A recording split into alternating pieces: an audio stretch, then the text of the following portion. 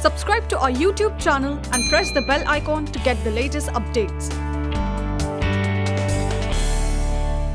Hi, I'm Dr. Sahni presenting to you another episode of JIBS Infotainment. Today we will be discussing conformity and various perspectives surrounding it. According to the American Psychological Association's glossary of psychological terms, conformity is the predisposition of an individual to assume similar beliefs, attitudes and behaviors as other members of the group he or she is trying to fit into. Studies like Ash Line Judgment Experiment in 1955 have shown that many people will go along with the group response even when the evidence of what they see with their own eyes are telling them something different.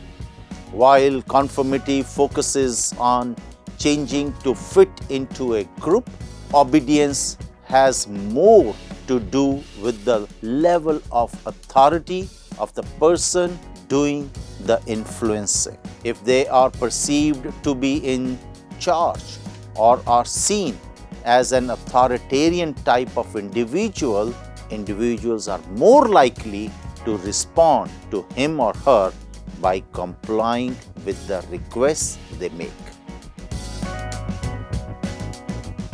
According to McLeod in 2007, obedience occurs when someone acts in a way he or she may not normally act as a result of someone in a position of authority ordering them to do so.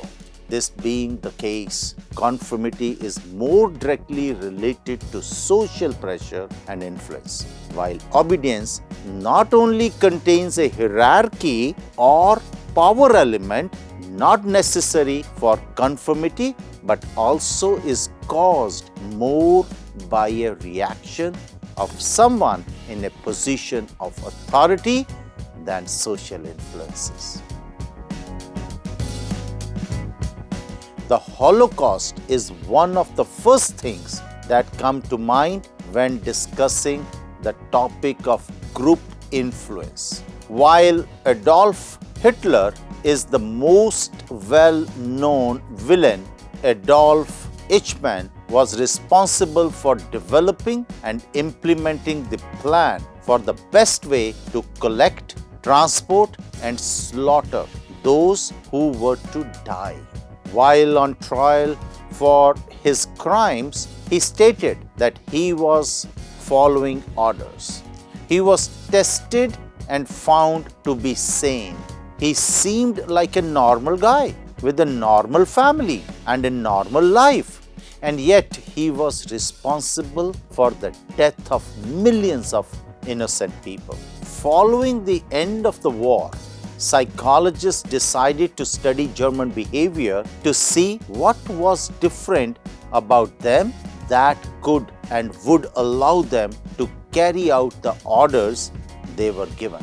It soon became evident that it was not just a German behavioral trait, but a human one. Identification is the middle level of conformity. Here a person changes their public behavior and their private beliefs, but only while they are in the presence of the group. This is usually a short-term change and normally the result of normative social influence. For example, a person may decide to become a vegetarian because all of his new flatmates are vegetarian. However, whenever he walks past a McDonald's, he can't resist a Big Mac. And when he is away from his flatmates, he still eats meat. Identification takes place. We are surrounded by a particular group. We change our private beliefs while in the presence of the group and not permanent. Internalization is the deepest level of conformity.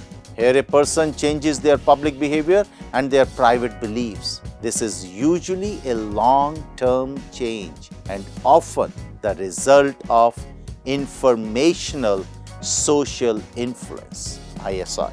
For example, if an individual is influenced by a group of Buddhists and converts to this faith, then their new religious way of life will continue without the presence of the group, and they have internalized this belief. That's it in this video. Keep watching JIBS Infotainment. Thank you.